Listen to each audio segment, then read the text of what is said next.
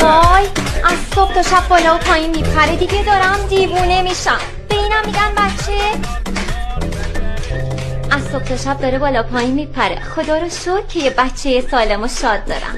دمت گرم. ماشی که مانه بچه بشم مانه.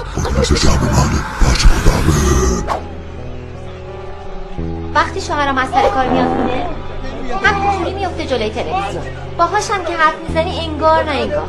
اینم شد زندگی.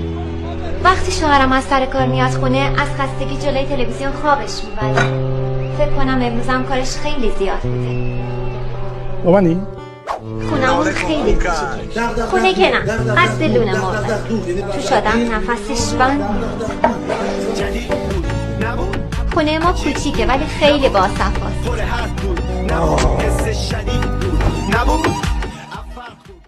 بده 6.